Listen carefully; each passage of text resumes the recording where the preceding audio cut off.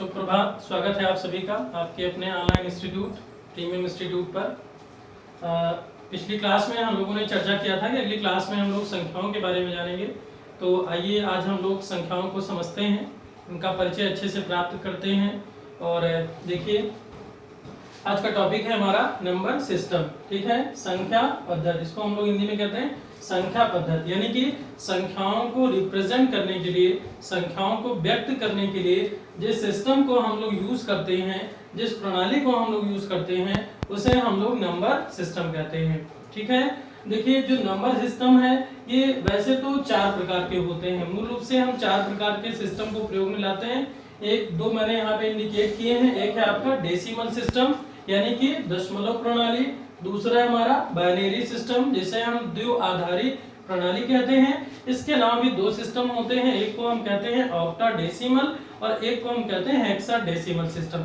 लेकिन देखिए यहाँ पे जो ऑक्टाडेसिमल सिस्टम है और जो हेक्साडेसिमल सिस्टम है उसका प्रयोग यहाँ पर नहीं होता है। प्रतियोगी परीक्षाओं के लिहाज से भी महत्वपूर्ण है और सामान्य तौर पर भी हम उनका प्रयोग नहीं करते हैं। यहाँ पे हम लोगों को जानना है केवल डेसिमल सिस्टम के बारे में और दूसरा हम लोगों को जानना है बाइनरी सिस्टम के बारे में। ठीक है, तो सबसे पहले हम लोग जानते हैं दशमलव प्रणाली क्या है। ठीक है, देखिए दशमलव प्रणाली में यानी कि डेसिमल सिस्टम में 0 से लेकर के 9 तक की संख्याएं होती हैं। ठीक है, 0 1 2 3 4 5 6 7 8 9। अब यहाँ पर आप देख सकते हैं 1 2 3 4 5 6 7 8 9 10, यानी कि इसमें टोटल कितने अंक हैं? 10 अंक, यानी कि इसमें कितने डिजिट हैं? 10 डिजिट हैं और इसीलिए इस सिस्टम को हम लोग डेसिमल सिस्टम कहते हैं। ठीक है, दूसरा है हमारा बाइनरी सिस्टम। देखिए बाइनरी सिस्टम में हम लोग 0 और 1 का प्रयोग करते हैं। केवल हम लोग इसमें 0 और 1 का प्रयोग करते हैं और इसका यूज सामान्य तौर पर क्या कंप्यूटर में किया जाता है।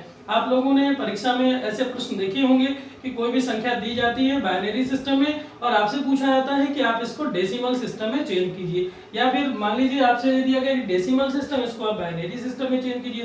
तो इसके बारे में फिलहाल हम लोग आगे चर्चा करेंगे। हम आप लोग को अच्छे से बताएंगे कि कैसे आप डेसिमल को बाइनरी में चेंज कर सकते हैं या फिर बाइनरी को डेसिमल में चेंज करते हैं। उसके पहले हम लोग संख्याओं का परिचय थोड़ा प्राप्त कर लेते हैं। ठीक है, तो ये दोनों बातें आप लोगों को समझ आ गई होंगी। ठीक है, देखिए ये है कॉम्प्लेक्स नंबर। तो कॉम्प्लेक्स नंबर को जो है इसमें जितनी भी प्रकार की संख्याएं होती हैं, आपने पढ़ा होगा प्राकृतिक संख्याएं, पूर्ण संख्याएं या फिर परमेय संख्याएं, अपरमेय संख्याएं, दशमलव, पूर्णांक, इन सभी को हम लोग केवल एक ग्राफ के माध्यम से बहुत अच्छी तरीके से समझते हैं। हाँ, इसमें आप एक काम ये भी कर सकते हैं कि अगर आप चाहें तो इसका स्क्रीनशॉट ले लीजिए पहले, या फिर आप अगर पेन और कॉपी पे नोट करना चाहें तो आप नोट भी कर सकते हैं। कुछ चीजें हम यहाँ पे हमने इंडिकेट नहीं किया है, उसको हम लोग साथ में समझते हुए चलते हैं। तो इसमें आइए हम लोग एक एक करके समझते हैं। देखिए सबसे पहला है आपका वास्तविक संख्या, यानी कि जो टोटल नंबर है, जो हमारी सम्मिश्र संख्या है, यानी कि संख्याओं को मूल रूप से हम 2 भागों में डिवाइड कर सकते हैं। एक है आपका जो है रियल नंबर यानी कि वास्तविक संख्या है, इसे हम लोग रियल नंबर कहते हैं, और दूसरा हमारा है इमेजिनरी नंबर यानी कि काल्पनिक संख्या है। ठीक है, जो देखिए काल्पनिक संख्याएं जो होती हैं ये केवल कल्पना में है, यानी कि ये संख्याएं वास्तविक नहीं होती हैं। जैसे आप लोगों की कल्पना में बहुत सारी चीजें आती रहती हैं, ठीक है, तो ऐसे ये भी केवल काल्पनिक संख्याएं हैं, इनका सामान्य तौर पर कोई प्रयोग नहीं है। ठीक है, इसको हम लोग आयोटा कहते हैं। इसका मान i² 1 यानी कि i बराबर √-1 होता है। Suppose that -√29। ठीक है, यहाँ से कुछ विशेष आपको नहीं समझना, बस केवल इतना जानना है कि ऐसी संख्याएं जो वास्तविक नहीं है, जो केवल कल्पना में होती हैं, उसे हम लोग काल्पनिक संख्याएं कहते हैं। ठीक है, चलिए हम लोग आगे चलते हैं। और मैंने पहले आपसे कहा कि अगर आप स्क्रीनशॉट लेना चाहें तो आप ले सकते हैं, क्योंकि बाद में हम इन चीजों को धीरे धीरे करके मिटाते हुए एक एक करके समझते चलते हैं। ठीक है, तो अगर आप चाहें तो स्क्रीनशॉट ले सकते हैं। ठीक है, तो चलिए ये आपका हो गया काल्पनिक संख्या। ठीक है, ये आपको समझ में आ गया होगा। अब दूसरा है आपका देखिए रियल नंबर यानी कि वास्तविक संख्याएं। देखिए जो वास्तविक संख्याएं होती हैं इनको 2 भागों में डिवाइड किया गया है। एक को हम लोग कहते हैं डेसिमल यानी कि दशमलव, और दूसरे को हम लोग कहते हैं इंटीजर। इसको हम लोग कहते हैं इंटीजर यानी कि पूर्णांक। इंटीजर यानी कि पूर्णांक। ठीक है, देखिए पूर्णांक जो होते हैं मूल रूप से 3 प्रकार के होते हैं। इसको हम 3 भागों में बांट सकते हैं।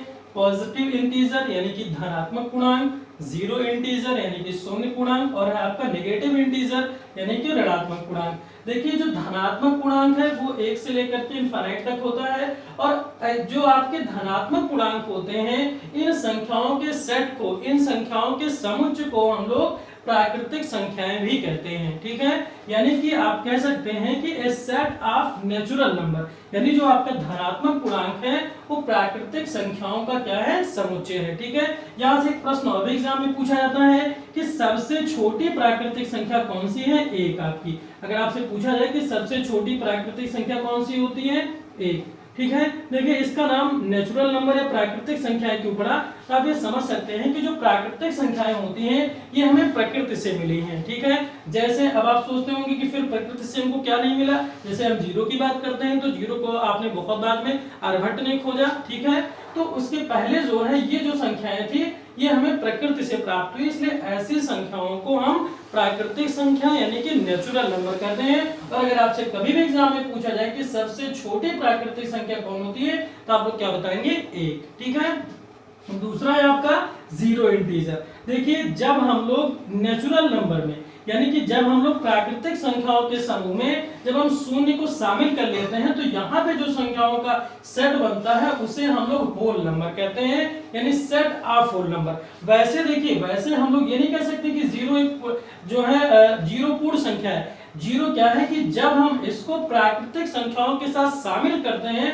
तो यहाँ पे जो हमको सेट मिलता है उसे हम लोग कहते हैं सेट ऑफ होल नंबर, यानी कि जो है पूर्ण संख्याओं का समुच्चय। ठीक है, अगला है आपका ऋणात्मक पूर्णांक यानी कि नेगेटिव इंटीजर। ये भी आप देख सकते हैं माइनस इनफाइनाइट से लेकर के -3 -2 -1 ये ऐसे चलता रहता है। ठीक है, तो इतनी बातें आपको समझ आ गई होंगी कि जो पूर्णांक होते हैं यहाँ पे हमने इसका 3 प्रकार से क्लासिफिकेशन किया, पॉजिटिव इंटीजर, जीरो इंटीजर और ऋणात्मक पूर्णांक यानी कि जो है आपका ये हो गया। ठीक है, अब हम लोग बात करते हैं। देखिए जो हमारे धनात्मक पूर्णांक होते हैं इसको भी 3 भागों में बांटा गया, यानी कि जो पॉजिटिव इंटीजर्स होते हैं इनको 3 भागों में बांटा गया। देखिए 2 मैंने यहाँ पे लिखा है, एक मैंने आपके लिए छोड़ दिया है। ठीक है, देखिए जैसे सबसे पहले आपके हैं अभाज्य संख्याएं, इसको हम लोग प्राइम नंबर कहते हैं। क्या कहते हैं, प्राइम नंबर यानी कि अभाज्य संख्याएं। दूसरा हमारा भाज्य संख्या यानी कि कंपोजिट नंबर, और एक अभी मैंने छोड़ रखा है। देखिए अब हम लोग बात करते हैं कि अभाज्य संख्याओं की। देखिए अभाज्य संख्याएं वो होती हैं कि जिसके केवल और केवल 2 फैक्टर होते हैं, जिसके केवल 2 गुणनखंड होते हैं। ठीक है, जिसके केवल 2 गुणनखंड होते हैं ऐसी संख्याओं को हम लोग क्या कहते हैं, अभाज्य संख्याएं कहते हैं। जैसे अभी हम लोग बात करते हैं मान लीजिए 2 की, अब इसके कितने फैक्टर होंगे, केवल 1 और 2। इसी तरीके से हम लोग मान लीजिए 3 लेते हैं, इसके कितने गुणनखंड होंगे, 1 और 3। यानी कि इसमें अगर आप देखेंगे तो इसके कितने गुणनखंड हैं, 2। इसके कितने गुणनखंड हैं, 2।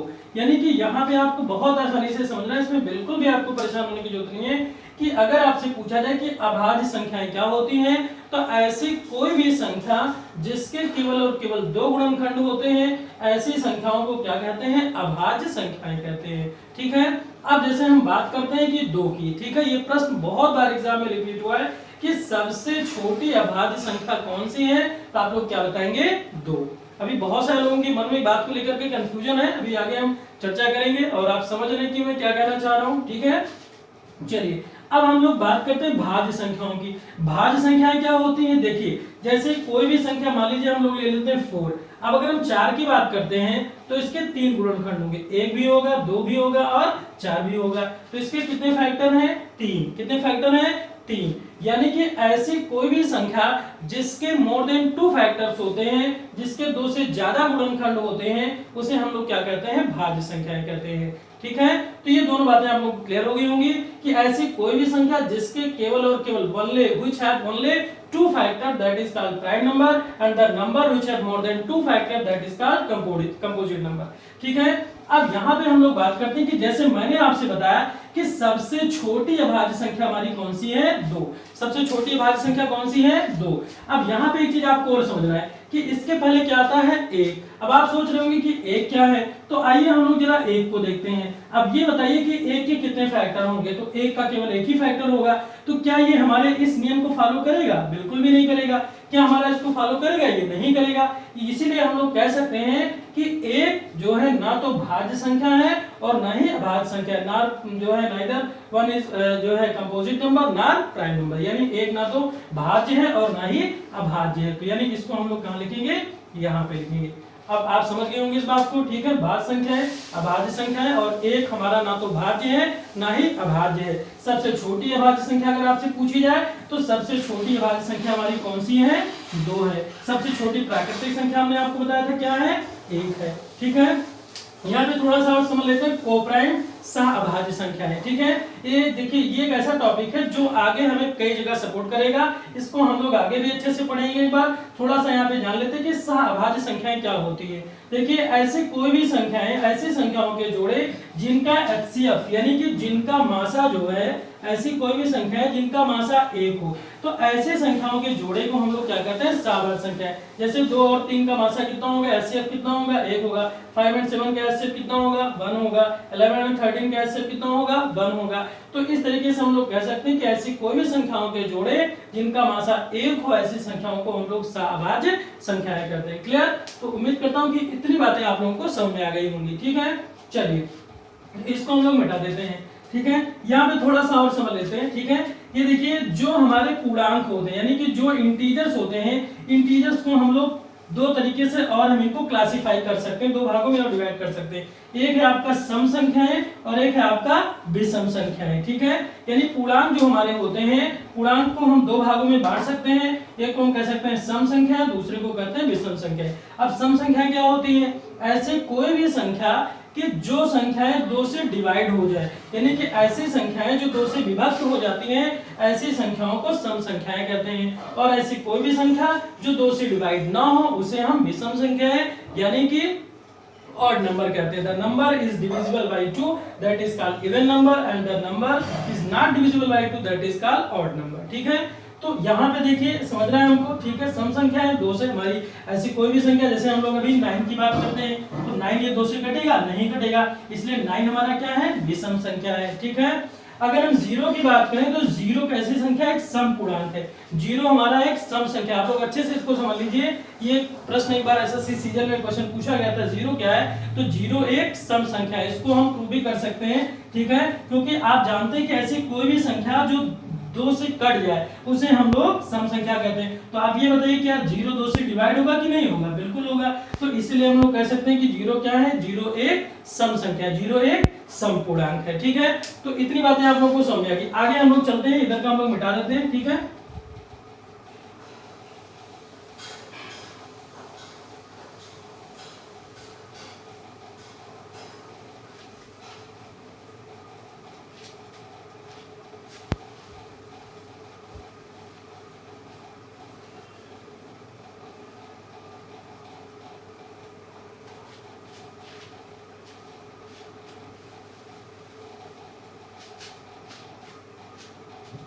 चलिए देखिए जो है अब हमारा यहाँ पे है डेसिमल। हम लोगों ने इंटीजर्स के बारे में समझ लिया। अब हम लोग समझते हैं दशमलव के बारे में।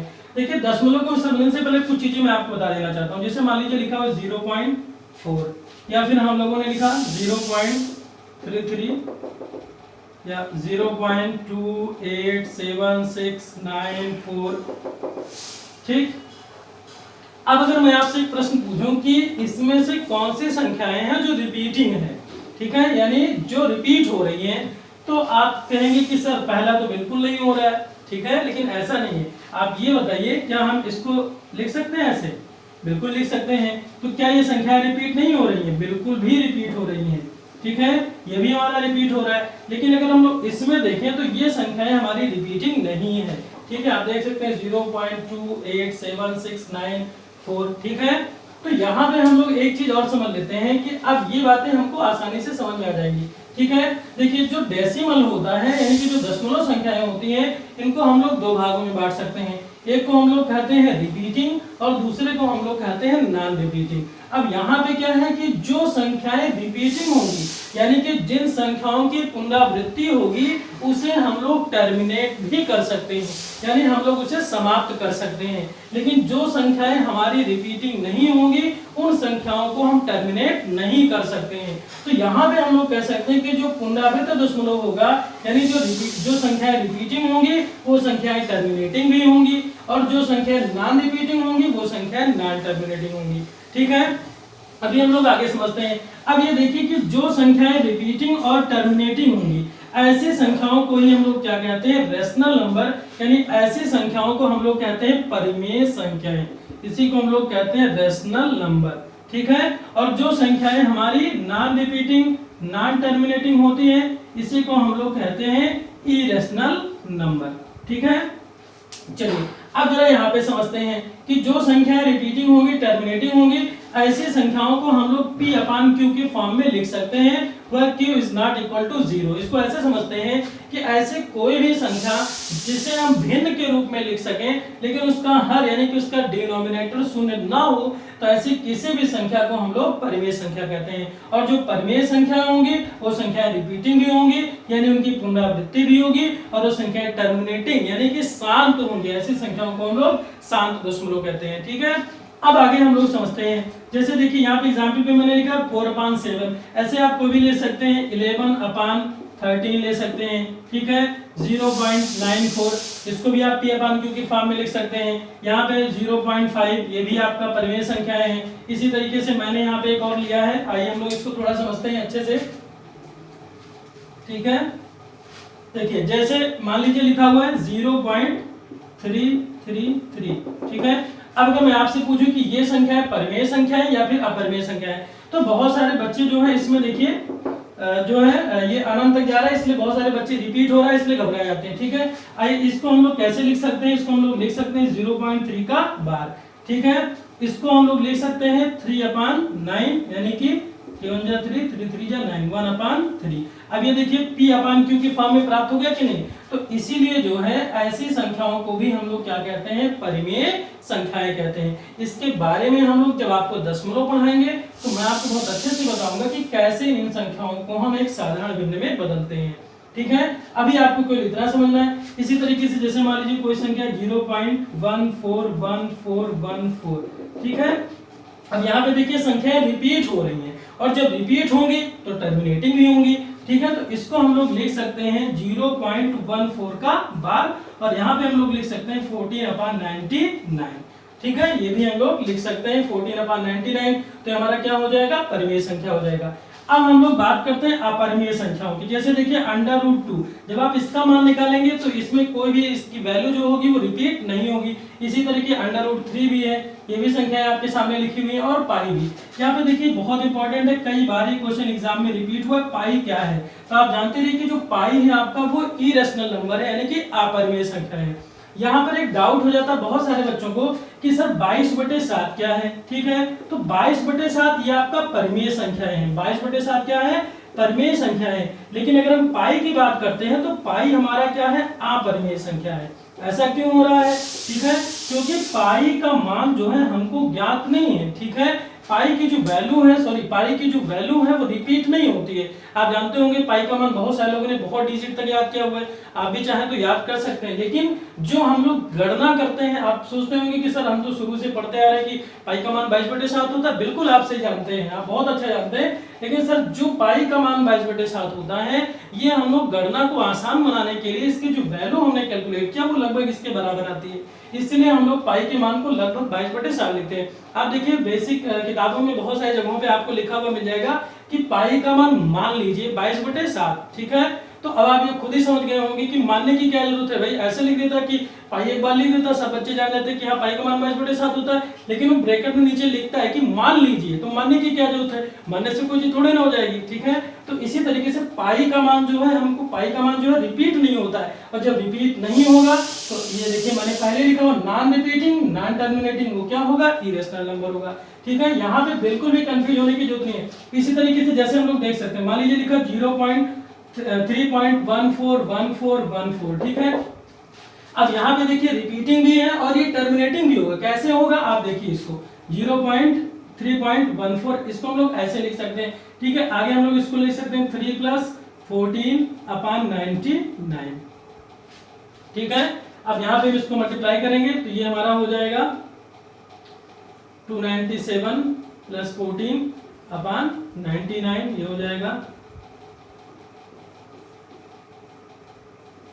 ठीक है, चेक कर लीजिएगा, उससे कैलकुलेशन में कोई प्रॉब्लम नहीं होगी, फिर भी चेक कर लीजिएगा बात, लेकिन आपको समझ में आ गई हो मैं क्या कहना चाह रहा हूँ। ठीक है, तो ये अगर आपसे पूछा जाए कभी भी 3.1414 ऐसे अगर डॉट डॉट लगा हुआ है तो वो संख्या हमारी क्या होंगी, परिमेय संख्या, यानी ये हमारा क्या है, रेशनल नंबर है, परिमेय संख्याएं हैं। ठीक है, लेकिन इसी तरीके से अगर हम लोग यहाँ पे बात करते हैं, मान लीजिए लिखा हुआ है 3.142978, अब यहाँ पे आप देख सकते हैं कि यहाँ पे संख्याओं का रिपीटेशन नहीं हो रहा है, इसलिए इनको हम लोग टर्मिनेट नहीं कर सकते हैं, और इसीलिए जो संख्याएं नॉन रिपीटिंग होंगी, नॉन टर्मिनेटिंग होंगी, वो संख्याएं हमारी इरेशनल नंबर होंगी।